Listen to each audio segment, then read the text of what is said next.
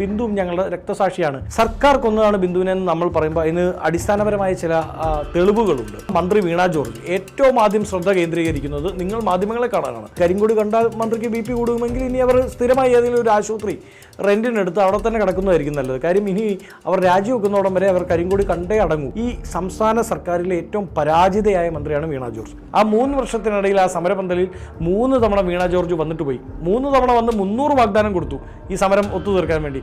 ഒരെണ്ണം പോലും നടപ്പായില്ല. കപ്പലും മുങ്ങി, കപ്പിത്താൻ അമേരിക്കയ്ക്ക് മുങ്ങി. ഈ പുലർച്ചെ തലയിൽ മുണ്ടിട്ട് പോകുക, സാരിത്തലപ്പെടുത്ത് തലയിൽ ഇട്ടുകൊണ്ട് പോകേണ്ട വരുന്ന ഗതികേട്, എന്തൊരു ഗതികേടാണ്. പിണറായി വിജയനാണ് ഇതെല്ലാം ഒരു ദിവസം രാവിലെ മഴ എറിഞ്ഞുണ്ടാക്കിയതാണ്. ആരോഗ്യമേഖല നമ്പർ 1 എന്ന് പറയുമ്പോൾ സർക്കാർ ആശുപത്രികളെല്ലാം നമ്പർ 1 എന്നല്ല അതിൻ്റെ കണക്ക്. പ്രൈവറ്റ് മേഖലയിലെ ആശുപത്രികൾ വലിയ മുന്നേറ്റം നടത്തുന്നുണ്ട്. അതുകൊണ്ടാണ് ഈ ആരോഗ്യമേഖല നമ്പർ 1 എന്ന് പറയുന്നത്.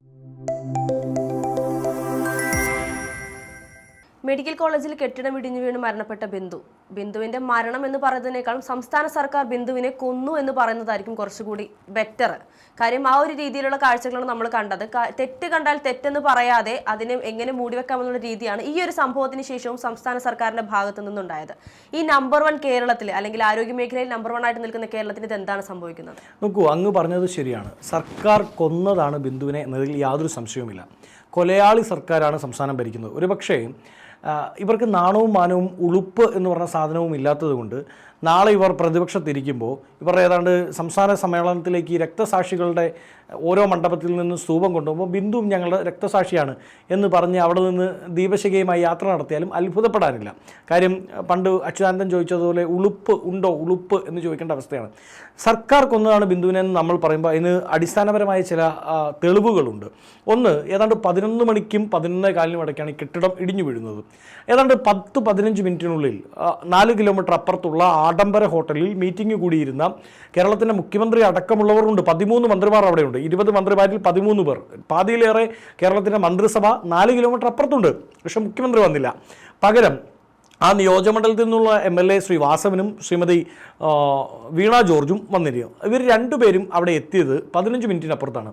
15 മിനിറ്റിനപ്പുറത്ത് അവിടെ എത്തുന്ന മന്ത്രി വീണ ജോർജ് ഏറ്റവും ആദ്യം ശ്രദ്ധ കേന്ദ്രീകരിക്കുന്നത് നിങ്ങൾ മാധ്യമങ്ങളെ കാണാനാണ്. മാധ്യമങ്ങളെ കണ്ട് അവർ ന്യായീകരിക്കുകയാണ്. അത് പൂട്ടിക്കിടന്ന കെട്ടിടമാണ്, അവിടെ ആരും വരാൻ സാധ്യതയില്ല, അതിനകത്ത് അന്വേഷിക്കേണ്ട എന്നുള്ളൊരു പ്രസ്താവന വരെ പറഞ്ഞിരുന്നു. തീർച്ചയായും ഒരു മനുഷ്യനും അവിടെ ഉണ്ടാവില്ല, ഒരു ഈച്ച പോലും അവിടേക്ക് കിടക്കില്ല എന്ന് പറഞ്ഞു. അതുകൊണ്ട് എന്തുണ്ടായി, 1 മണിക്കൂറോളം രക്ഷാപ്രവർത്തനം വൈകി. ചാണ്ടി ഉമ്മൻ അവിടെ ഇല്ലായിരുന്നുവെങ്കിൽ ഒരുപക്ഷെ അതിലും വൈകിയാൽ. ചാണ്ടി ഉമ്മനാണ് വാശി പിടിക്കുന്നത്, ഇല്ല അവിടെ ആളുണ്ടാവാൻ സാധ്യതയുണ്ട്, അതുകൊണ്ട് പരിശോധിക്കണം. ആ രക്ഷാപ്രവർത്തനം 1 മണിക്കൂർ വൈകിയപ്പോൾ ഈ പറയുന്ന ബിന്ദു എന്ന് പറയുന്ന സ്ത്രീയെ അവിടെ നിന്ന് എടുക്കുന്നത് ജീവനോടുകൂടിയാണ്. അവരുടെ ജീവൻ തുടിപ്പ് അവിടെ ഉണ്ടായിരുന്നു. ആശുപത്രിയിൽ എത്തിയ ശേഷമാണ് അവർ മരിക്കുന്നത്. ഒരുപക്ഷെ 1 മണിക്കൂർ മുമ്പ്, ഒരുപക്ഷെ 5 മിനിറ്റോ 10 മിനിറ്റോ മുമ്പ് അവരെ വെളിയിൽ കിട്ടിയിരുന്നെങ്കിൽ രക്ഷപ്പെടുത്താൻ സാധിക്കില്ലായിരുന്നു എന്ന് അങ്ങ് ചിന്തിക്കുന്നുണ്ടോ? ഞാൻ വിശ്വസിക്കുന്നില്ല. തീർച്ചയായും. അപ്പോൾ ബിന്ദുവിൻ്റെ മക്കളെ അനാഥമാക്കിയത്, ബിന്ദുവിൻ്റെ ഭർത്താവിനെ വിധവനാക്കിയത്, ആ കുടുംബത്തെ തച്ചു തകർത്തത് ഈ സർക്കാരാണ്. സർക്കാരിൻ്റെ മന്ത്രി അവരുടെ മുഖം രക്ഷിക്കാൻ വേണ്ടി നടത്തിയ ഒരു പ്രസ്താവനയാണ്. കാര്യം അതിനുശേഷമാണ് അവിടെ ഉള്ള ഡോക്ടർ ജയകുമാർ അടക്കമുള്ളവർ കൈയും കെട്ടി അവിടെ നിൽക്കുന്ന ചിത്രങ്ങൾ നമ്മൾ കണ്ടതാണല്ലോ. അപ്പം മന്ത്രി തന്നെ വന്നിട്ട് അവിടെ ആരുമില്ല, തൽക്കാലം അന്വേഷിക്കേണ്ട എന്ന് പറയുമ്പോൾ ഏത് ഉദ്യോഗസ്ഥനാണ് അവിടേക്ക് അന്വേഷിക്കാൻ പോവുക? അപ്പോൾ മന്ത്രി അത് അത്തരത്തിലൊരു കാര്യം പറയും. അതിനുശേഷം അവർക്ക് BP വന്നു. കരിങ്കൊടി കണ്ട ഉടനെ അവർക്ക് BP കൂടി അവരെ ആശുപത്രിയിൽ പ്രവേശിപ്പിക്കുകയാണ്. അപ്പോൾ ഞങ്ങൾക്ക് പറയാനുള്ളത്, കോൺഗ്രസിനും യൂത്ത് കോൺഗ്രസിനും പറയാനുള്ളത്, BP കൂടുകയാണ്. കരിങ്കൊടി കണ്ടാൽ മന്ത്രിക്ക് BP കൂടുമെങ്കിൽ ഇനി അവർ സ്ഥിരമായി ഏതെങ്കിലും ഒരു ആശുപത്രി റെന്റിനെടുത്ത് അവിടെ തന്നെ കിടക്കുന്നതായിരിക്കും നല്ലത്. കാര്യം ഇനി അവർ രാജിവെക്കുന്നോടം വരെ അവർ കരിങ്കൊടി കണ്ടേ അടങ്ങൂ. കാര്യം ഈ സംസ്ഥാന സർക്കാരിലെ ഏറ്റവും പരാജിതയായ മന്ത്രിയാണ് വീണ ജോർജ്. അതിന് 2 കാരണങ്ങളുണ്ട്. ഒന്ന്, അവർക്കൊരു എക്സ്പീരിയൻസ് ഇല്ല. അവർ ചില റെക്കമെൻഡേഷനുകളുടെ പുറത്ത്, ചില കോട്ടകളുടെ പുറത്ത് മന്ത്രി MLA ആയ ആളാണ്. ഒന്ന് മാധ്യമക്കോട്ട, 2 അവരുടെ ഭർത്താവ് സഭയുടെ സെക്രട്ടറിയാണ് എന്ന് പല കോട്ടകളുണ്ടല്ലോ. ആ കോട്ടകളുടെ പുറത്താണ് അവർ MLA ആവുന്നത്. 2ാമത്തെ ടൈമിൽ മന്ത്രിയായി. പത്തനംതിട്ടയിലെ പാർട്ടിക്കുള്ളിൽ തന്നെ അവർക്കെതിരായി വലിയ പ്രശ്നങ്ങളുണ്ട്. ഇലന്തൂരിലെ പാർട്ടി സെക്രട്ടറി ആണല്ലോ ഫേസ്ബുക്കിൽ എഴുതിയത് MLA ആവാൻ പോലും യോഗ്യതയില്ലാത്ത ആളാണ് വീണ ജോർജ് എന്ന്. പാർട്ടി സമ്മേളനങ്ങളുടെ ഇടയിൽ വീണ ജോർജിനെതിരെ വലിയ നിഷിദ്ധമായ വിമർശനം ഉയർന്നു വന്നിട്ടുണ്ട്. അതായത് ഇതൊന്നും അറിയാതെ സാധാരണപ്പെട്ട ജനങ്ങൾ, ഒരു മാധ്യമ പ്രവർത്തക, നമ്മുടെ കൂട്ടത്തിൽ നിന്നും ഒരാൾ മന്ത്രിയാകുമ്പോൾ എന്തൊക്കെയോ ലഭിക്കുമെന്ന് പ്രതീക്ഷിച്ചിരുന്നു. അതിനെല്ലാ പ്രതീക്ഷകളെല്ലാം തച്ചെടുക്കുന്ന രീതിയിലാണ് ഇപ്പോൾ ഉള്ള പ്രവർത്തനങ്ങൾ. തീർച്ചയായും മാധ്യമ പ്രവർത്തകർക്ക് ഈ സർക്കാർ വന്നുകൊണ്ട് കിട്ടിയത് എന്താണ്? അവരോട് ചേർന്ന് നിൽക്കുന്ന കുറച്ച് പേർക്ക് PR എക്സസൈസിൻ്റെ പൈസ കിട്ടി. അത് ഏതൊക്കെ ചാനലുകൾക്കാണ് എന്ന് ഞാൻ പ്രത്യേകം പറയണ്ടല്ലോ. അതായത് സോഷ്യൽ മീഡിയയിലുള്ള ചാനലുകളല്ല, മെയിൻ സ്ട്രീം ചാനലുകളെ പർച്ചേസ് ചെയ്തു സർക്കാർ. പണ്ട് കൈരളി മാത്രമായിരുന്നു സർക്കാരിൻ്റെ ഇടതുപക്ഷത്തിൻ്റെ ലൈൻ പറഞ്ഞിരുന്നതെങ്കിൽ ഇന്ന് ഇടതുപക്ഷത്തെ വൈറ്റ് വാഷ് ചെയ്യാൻ വേണ്ടി ഏതൊക്കെ ചാനലുകളാണ് മുമ്പിലുള്ളത്, അവർക്ക് എവിടെ നിന്നാണ് ഫണ്ട് വരുന്നത്, അതെല്ലാം വീണ ജോർജ് ത്രൂ ആണോ എന്നുള്ളത് പരിശോധിക്കേണ്ടതുണ്ട്. വീണ ജോർജ് അവരുടെ പരിചയസമ്പന്നത ഇല്ലാത്തതിൻ്റെ പുറത്ത് നടത്തിക്കൂട്ടി വന്നിരിക്കുന്ന പരാജയങ്ങൾ ഒരു ഡസനുണ്ട്. കഴിഞ്ഞ ഒരു വർഷം മാത്രം കോഴിക്കോട് മെഡിക്കൽ കോളേജിൽ മെഡിക്കൽ നെഗ്ലിജൻസുമായി ബന്ധപ്പെട്ട് രേഖപ്പെടുത്തിയിരിക്കുന്ന 116 കേസുകളാണ് കോഴിക്കോട് മെഡിക്കൽ കോളേജിൽ. അവിടെയാണ് ഒരു സ്ത്രീ അവരുടെ വയറിനുള്ളിൽ കത്രിക വെച്ച് ഇവർ തുന്നിക്കെട്ടിവിട്ടു. അവർ അതും വെച്ചുകൊണ്ട് 5 വർഷം ജീവിച്ചു, വിവിധ വേദനകളൊക്കെ സഹിച്ച്. ഒടുക്കമാണ് അവർ തിരിച്ചറിയുന്നത് ഇതിൻ്റെ ഉള്ളിൽ ഈ പ്രശ്നം നിൽക്കുന്നതുകൊണ്ടാണ്. അവർ സമരം നടത്താൻ തുടങ്ങിയിട്ട് ഇപ്പോൾ 3 വർഷമായി. ആ 3 വർഷത്തിനിടയിൽ ആ സമരപന്തലിൽ 3 തവണ വീണ ജോർജ് വന്നിട്ട് പോയി. 3 തവണ വന്ന് 300 വാഗ്ദാനം കൊടുത്തു ഈ സമരം ഒത്തുതീർക്കാൻ വേണ്ടി. ഒരെണ്ണം പോലും നടപ്പായില്ല. തിരുവനന്തപുരത്ത് സർക്കാർ മെഡിക്കൽ കോളേജിൽ പിതാവിൻ്റെ മൃതദേഹം ഏറ്റെടുക്കാൻ വേണ്ടി മകൻ വരുന്നു. അപ്പം അപ്പൻ മരിച്ചു കിടക്കുമ്പോൾ മകൻ വരുന്ന അത്രമാത്രം വൈകാരികമായാണ്. അവിടെ ഒരു സെക്യൂരിറ്റി ജീവനക്കാരൻ ഈ മകനെ മർദ്ദിച്ചു.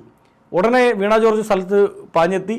അവിടെ വെച്ച് അവർ പറഞ്ഞു 2 ദിവസത്തിനുള്ളിൽ ആക്ഷൻ. 2 ദിവസം കഴിഞ്ഞിട്ട് 2 വർഷമാകുന്നു, ഇതുവരെ അതിൻ്റെ അകത്ത് ആക്ഷൻ ഉണ്ടായിട്ടില്ല. അതായത് മന്ത്രി പറഞ്ഞാൽ മന്ത്രിയുടെ വീട്ടിലുള്ള പൂച്ച പോലും കേൾക്കാത്ത അവസ്ഥയാണുള്ളത്. അങ്ങനെയുള്ളപ്പോൾ ഈ പണ്ട് ഇവർക്ക് കുറേ കഥ പറയാനുണ്ടല്ലോ, കപ്പലുണ്ട്, കപ്പിത്താനുണ്ട് എന്നൊക്കെ പറഞ്ഞുകൊണ്ടിരിക്കാം. കപ്പലും മുങ്ങി, കപ്പിത്താൻ അമേരിക്കയ്ക്ക് മുങ്ങിക്കഴിഞ്ഞ് ഇനി ഏതാണ് സർക്കാർ പറയുന്ന എല്ലാം കേട്ടുകൊണ്ട് യൂത്ത് കോൺഗ്രസ് ഒക്കെ ഇരിക്കണമെന്ന് പറഞ്ഞാൽ ആ പണി ഒരിക്കലും നടപ്പില്ല. ഇത് സർക്കാരിൻ്റെ സമ്പൂർണ്ണ പരാജയം. ഇതിപ്പോൾ കേരളത്തിന്റെ ആരോഗ്യ മേഖല വളരെയധികം ഇടിഞ്ഞ് താഴെ നിൽക്കുന്ന ഒരു സാഹചര്യത്തിൽ നമ്മുടെ മുഖ്യമന്ത്രി ഇതിന് പരിഹാരം കാണാതെ സ്വന്തം ആരോഗ്യം മെച്ചപ്പെടുത്തുന്നതിനായി അമേരിക്കയ്ക്ക് പോയിരിക്കുകയാണ്. അല്ല, അദ്ദേഹത്തെ കുറ്റം പറയാൻ അദ്ദേഹത്തിൽ നിന്ന് അതിനപ്പുറത്ത് ഞാൻ പ്രതീക്ഷിക്കുന്നില്ല. കാര്യം സ്വന്തം കൂട്ടുകാരൻ ബോബനും മോളിയും പോലെ ഒരുമിച്ച് നടന്ന ആളാണ് കോടിയേരി ബാലകൃഷ്ണൻ. കോടിയേരി ബാലകൃഷ്ണൻ ഒരു മികച്ച കമ്മ്യൂണിസ്റ്റ് ആയിരുന്നു എന്നതിലൊന്നും എനിക്കെതിരെ അഭിപ്രായമില്ല, ചില പ്രശ്നങ്ങളുണ്ടെങ്കിൽ പോലും. പക്ഷെ അത്രമാത്രം ആത്മാർത്ഥ സുഹൃത്തുക്കൾ SFI കാലം തൊട്ട് ഒരുമിച്ച് സ്വപ്നം കണ്ട് ഒരുമിച്ച് പ്രവർത്തിച്ച് തോളോട് തോൾ ചേർന്ന് വന്ന കോടിയേരി ബാലകൃഷ്ണൻ മരിച്ച് ആ ശരീരത്തിലെ ചൂട് വിട്ടുപോകുന്നതിന് മുമ്പ് അമേരിക്കയ്ക്ക് പോയ ആളാണ് മുഖ്യമന്ത്രി പിണറായി വിജയൻ. അങ്ങേക്കറിയാമല്ലോ.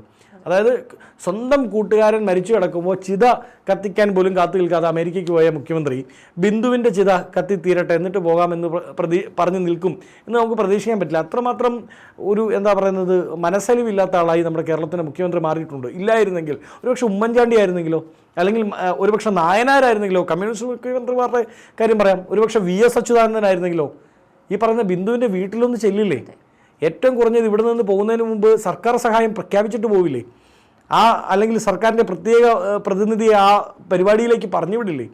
അത് അവിടെ ചെന്നാൽ ചൂലിനടി കിട്ടുമോ എന്ന് പേടിച്ചിട്ടാണോ എന്ന് എനിക്കറിയില്ല. ഏതായാലും ഇതിപ്പോൾ നമ്മൾ പറയുന്ന മറ്റൊരു കാര്യം കൂടിയുണ്ട്. ആരോഗ്യമന്ത്രി വീണ ജോർജും ഒരുപാട് ദിവസങ്ങൾക്ക് ശേഷമാണ് ബിന്ദുവിന്റെ വീട് സന്ദർശിക്കാൻ പോയത്. അത് ചൂലിനടി കിട്ടും എന്നുള്ളത് പേടിച്ചിട്ട് തന്നെയാണ്. അതെ, കാരണം അതുകൊണ്ട് തന്നെ നേരം വെളുത്ത് വെട്ടം വെക്കുന്നതിന് മുൻപ് തന്നെ സുഹൃത്തിന്റെ കാറിലാണ് ബിന്ദുവിന്റെ വീട് സന്ദർശിക്കാൻ പോയത്. പിന്നീടാണ് ഇവരുടെ ഒഫീഷ്യൽ വണ്ടികളായിട്ട് ബാക്കിയുള്ളവർ വന്നത്. അതെ, അതിൽ 2 കാര്യമുണ്ട്. ഒന്ന്, അവിടുത്തെ പാർട്ടി സഹാക്കൾ തന്നെ ഇവരെ കൈകാര്യം ചെയ്യാനിരിക്കുകയായിരുന്നു.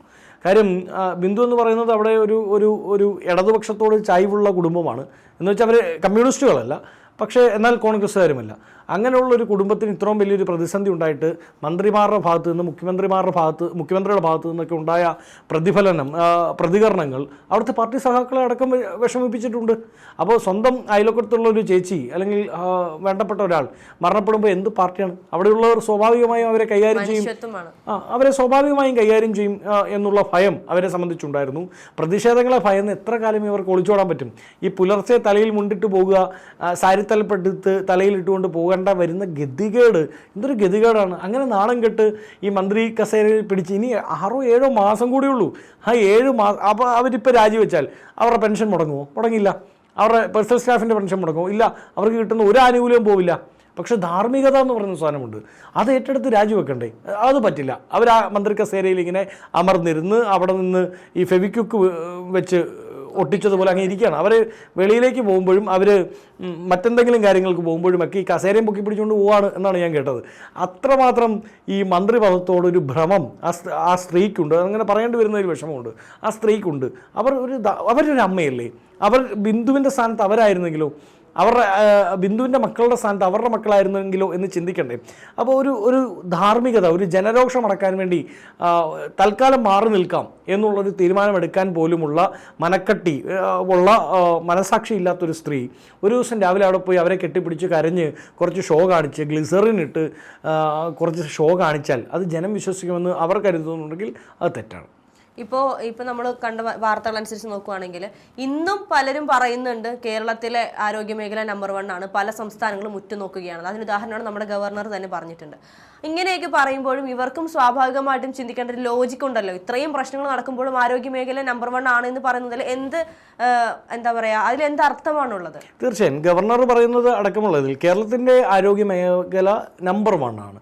അത് ഇന്നും ഇന്നലെയും തുടങ്ങിയതല്ല. അത് 57 മുതൽ ഈ 2025 വരെ നമ്പർ 1 ആണ്. അതിൻ്റെ ഇടയ്ക്ക് ആർ ശങ്കറിൻ്റെ ഗവൺമെൻറ് ഉണ്ട്, EMS ഉണ്ട്, നായനാരുണ്ട്, കെ കരുണാകരനുണ്ട്, ഉമ്മൻചാണ്ടി ഉണ്ട്, VS അച്യുതാനന്ദനുണ്ട്.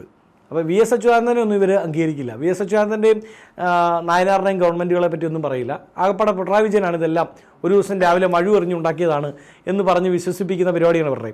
കേരളത്തിൻ്റെ ആരോഗ്യമേഖല എങ്ങനെയാണ് ഇപ്പോൾ നമ്പർ 1 ആയി നിൽക്കുന്നത്? ആരോഗ്യമേഖല എന്ന് പറയുന്നതിൻ്റെ അകത്ത് പ്രൈവറ്റ് ആശുപത്രികളുണ്ട്. പൊതുജനാരോഗ്യ മേഖല അല്ല നമ്പർ 1. അത് പ്രത്യേകം നമ്മൾ ശ്രദ്ധിക്കണം. ആരോഗ്യമേഖല നമ്പർ 1 എന്ന് പറയുമ്പോൾ സർക്കാർ ആശുപത്രികളെല്ലാം നമ്പർ 1 എന്നല്ല അതിൻ്റെ കണക്ക്. ആരോഗ്യമേഖല നമ്പർ 1 എന്ന് പറയുമ്പോൾ ഏറ്റവും കൂടുതൽ ഹോസ്പിറ്റലുകൾ, ആ ഹോസ്പിറ്റലുകളിലെ ഇൻഫ്രാസ്ട്രക്ചറുകൾ, അവിടെയുള്ള സാഹചര്യങ്ങൾ, ഹോസ്പിറ്റൽ ആക്സസബിലിറ്റി, സിറ്റികളിലെ ഹോസ്പിറ്റലുകളുടെ എണ്ണം, ഇതൊക്കെയാണ് ഈ പറയുന്ന റേറ്റിങ്ങിന് നമ്മൾ പഠന വിധേയമാക്കുന്നത്. അപ്പോൾ എത്രയോ പ്രൈവറ്റ് ആശുപത്രികൾ മറ്റുള്ള സംസ്ഥാനങ്ങളെ വെച്ച് നോക്കുമ്പോൾ കേരളത്തിലുണ്ട്. ആ പ്രൈവറ്റ് ആശുപത്രികളിൽ നൂതനമായ സംവിധാനങ്ങളുണ്ട്. ആ സംവിധാനങ്ങൾ ഉപയോഗപ്പെടുത്തിക്കൊണ്ടാണല്ലോ കൃഷ്ണൻകുട്ടി കഴിഞ്ഞ ദിവസം അപ്പോളോയിൽ പോയി ചികിത്സിക്കുന്നത്. മന്ത്രി MB രാജേഷ് കഴിഞ്ഞ ദിവസം ലിസി ആശുപത്രിയിൽ പോയി ചികിത്സിക്കുന്നത്. മന്ത്രി ആൻ്റണി രാജു കഴിഞ്ഞ ദിവസം തിരുവനന്തപുരത്ത് പോയി ഏറ്റവും പ്രധാനപ്പെട്ട 3 സ്റ്റാർ ഹോസ്പിറ്റലിൽ പോയി ചികിത്സ തേടുന്നത്. ഇവരാരും ഗവൺമെൻറ് ആശുപത്രിയിൽ പോകുന്നില്ലല്ലോ. അപ്പോൾ ഈ പൊതു ആരോഗ്യരംഗം തകർന്നിരിക്കുമ്പോഴും നമ്മുടെ പ്രൈവറ്റ് മേഖലയിലെ ആശുപത്രികൾ വലിയ മുന്നേറ്റം നടത്തുന്നുണ്ട്. അതുകൊണ്ടാണ് ഈ ആരോഗ്യ മേഖല നമ്പർ 1 എന്ന് പറയുന്നത്. പൊതു ആരോഗ്യ രംഗം തകർന്നിരിക്കുകയല്ലായിരുന്നെങ്കിൽ 2025 ജനുവരി മാസമാണ് സിയാൻഡേജി കേരളത്തിൻ്റെ നിയമസഭയുടെ ഉള്ളിൽ ഒരു റിപ്പോർട്ട് വെക്കുന്നുണ്ട്. ആ റിപ്പോർട്ടിൽ പറയുന്നത് പാരസിറ്റാമോൾ അടക്കമുള്ള ഗുളികകൾ ഈ പ്രൈവറ്റ് ആശുപത്രികളിൽ വേണ്ടാതെ വന്നത് ഡേറ്റ് കഴിഞ്ഞത് എടുത്താണ് ഈ ഗവൺമെൻറ് ആശുപത്രികളിൽ ഇവർ വിതരണം ചെയ്തതെന്നാണ്. അത്രമാത്രം ഗുരുതരമായ ആരോപണം നിൽക്കുന്ന ഒരു സംവിധാനം 1ാം സ്ഥാനത്താണ് എന്ന് ഗവർണർ പറയുന്നുണ്ടെങ്കിൽ അദ്ദേഹത്തിൻ്റെ ലക്ഷ്യം മറ്റെന്തെങ്കിലുമാണ് എന്ന് വിശ്വസിക്കാതെ വയ്യ.